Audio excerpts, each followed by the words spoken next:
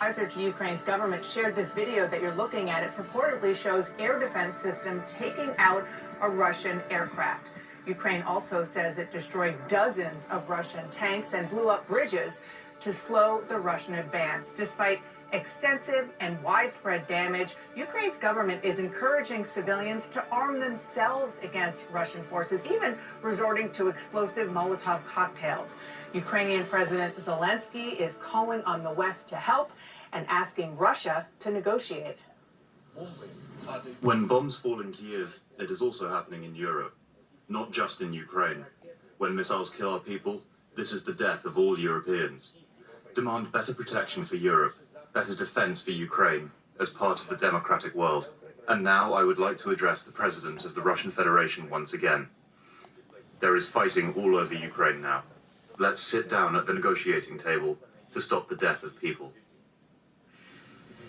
And CNN has reporters around the globe to bring you events as they happen. CNN's Aaron Burnett is in Lviv, Ukraine. Clarissa Ward is in Kyiv. And Barbara Starr is at the Pentagon. And Barbara, I want to start with you because you have a couple of new, very important developments. Let's start with your reporting on NATO, announcing that for the first time ever, it is activating the response force. Explain what that means.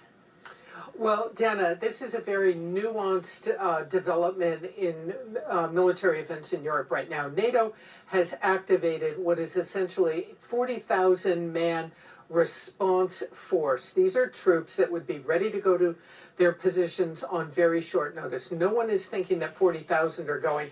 It will be something smaller than that as NATO makes decisions throughout the next several days. But what it does is put troops on standby, essentially.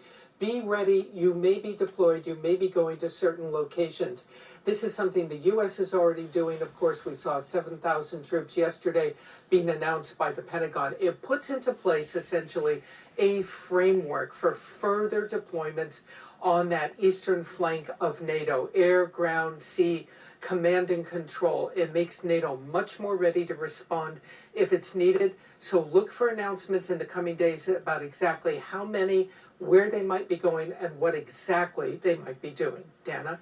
And Barbara, tell us more about the amphibious attack you're hearing is underway right now against Ukraine.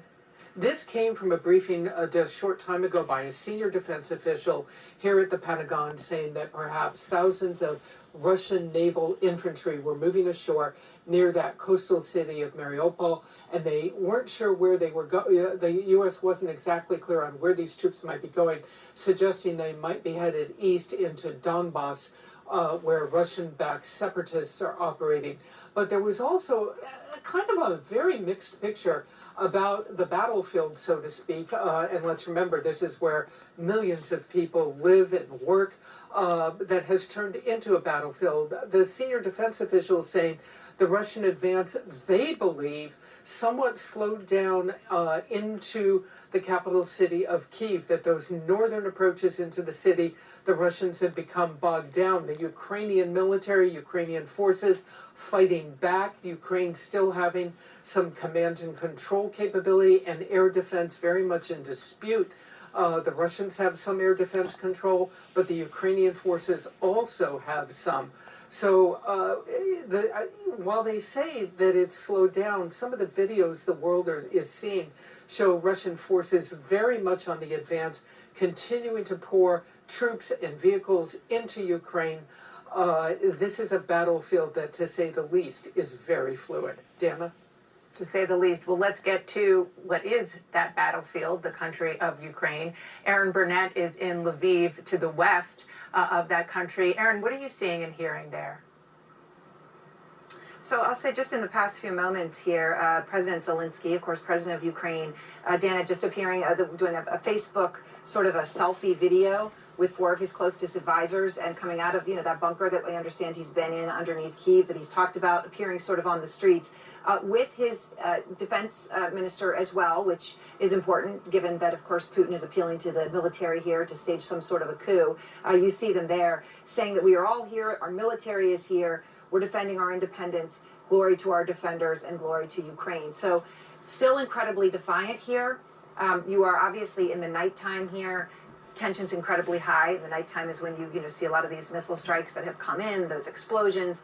You're going to have a curfew starting in less than 2 hours where I am and in cities across this country. Many of them will also go completely dark because they're worried about planes flying overhead, missile targeting. That is the world that people here are living in. And now when those sirens go off, there is an urgency. People are going to those shelters. We went to one today. It's packed. People go in there. They wait for the all clear. Then they go back out. When they go back out, the streets are very empty. So that's essentially the world that you're living in here, Dana. It is people who are anxious, people who are afraid.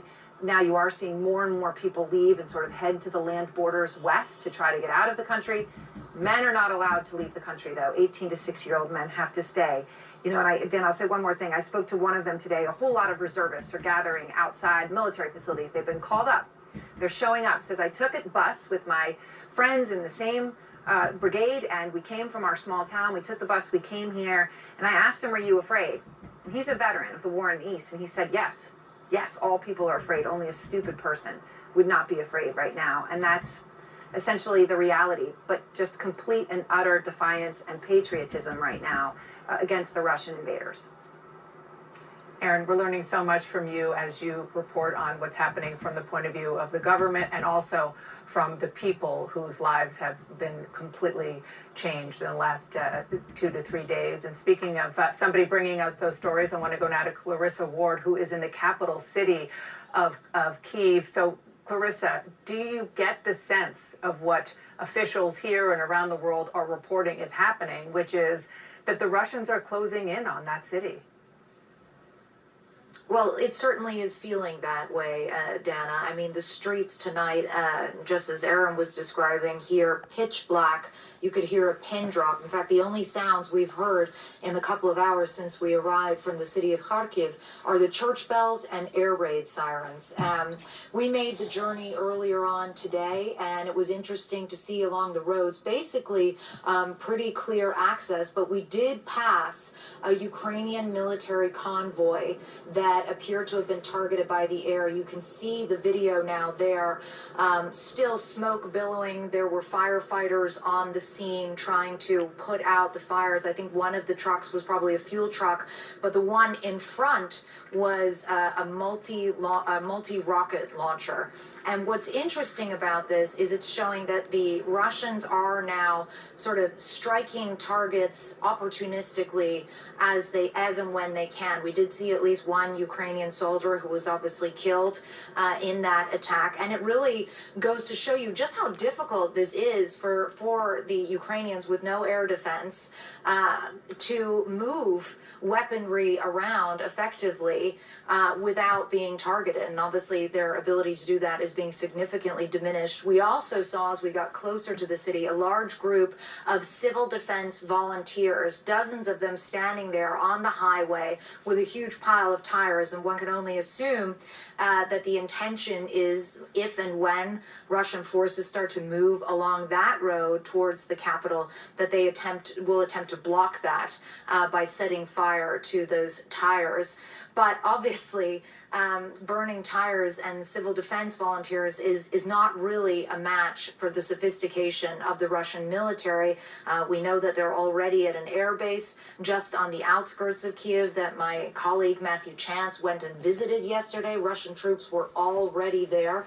And there is a sense that even though they are facing quite a bit of resistance from the Ukrainian military, that they are pressing in from multiple directions. Keep in mind, it goes without saying, this is a city of nearly 3 million people, Dana. So obviously, absolutely terrifying for people here as they wait to see what tonight will bring.